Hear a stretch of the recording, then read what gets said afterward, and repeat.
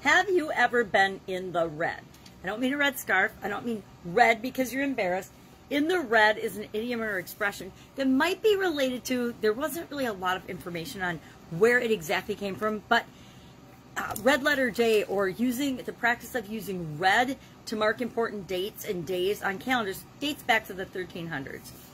Now, in the red, and the use of that probably was called out and used in the early 1900s, at least here in America, when newspapers began to use red as the color.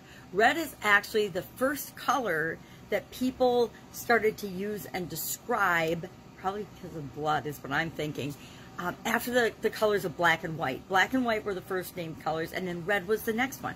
Maybe because it's a primary color, and it didn't really say why it started using in the 1300s, but by as far back as the 1300s, they were using red on calendars to mark religious and important dates. So red has always been an important color. And in the 1900s, the practice was applied mostly to accounting. When you do accounting books, you use a red pen to mark the things, the expenses, the outgoing flows, and especially on balance sheets to denote that there's more going out than coming in. And black, let me see if I have a black pen handy. No, blue, of course. Blue or black, depends on your organization, but usually black, to denote that the company's making a profit. So assets would appear in black, liabilities and things and negative numbers would always appear in red print.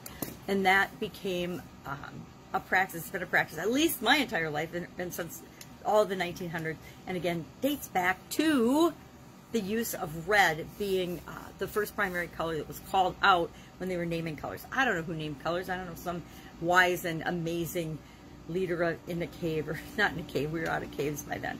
But my question for you today is, have you ever been in the red? Have you ever been in debt? It means to be in debt, to mean that you owe somebody or something money. It used to be just the bank, but now you can owe all kinds of entities and people money. And when your debt is greater than your expenses, or when your debt and the expenses and the things you owe is greater than what you're bringing in, then that means you're in the red. COVID-19, I suspect, even though we'll never know the true magnitude of the impact that the changes it's had will be, I don't know, maybe somebody will estimate the total impact, but it's hard to measure, right? It's hard to measure loss of income can maybe be measured clearly with, you know, if you have a job or something, but loss of potential income, loss of income and opportunity is really, really hard to measure, and that for sure measures in the trillions and trillions, or trillions of dollars, I would think. In the United States alone, I bet it's trillions of dollars lost due to, and tied directly to results of and impacts of the pandemic. So have you ever been in the red? I've totally been in the red. Oftentimes when we first start our business, we have to invest money or get investors before we ever will turn a profit. I've been in businesses and industries where we didn't turn a profit for several years, like 3 or 4 years.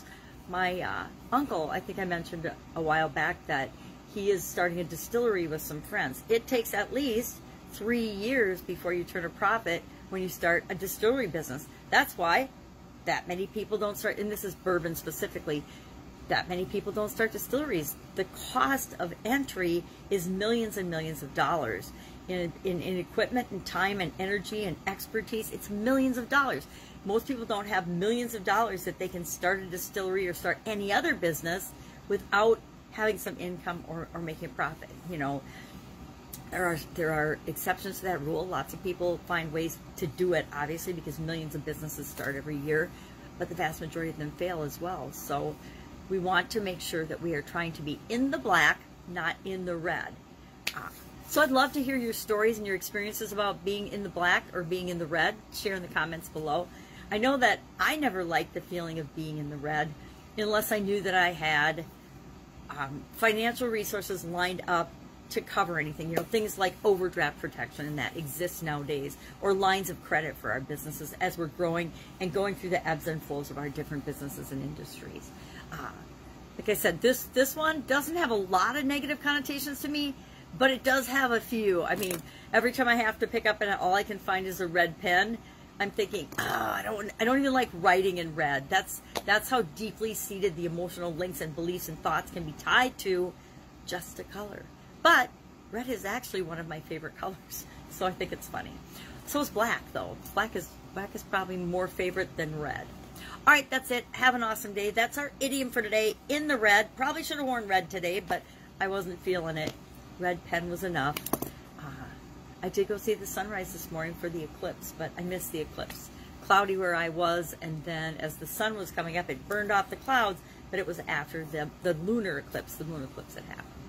Have an awesome day. I will, of course, be with you tomorrow with another interesting idiom. What does it mean? Where does it come from? And how might you use it in your business and your life right now? Take care.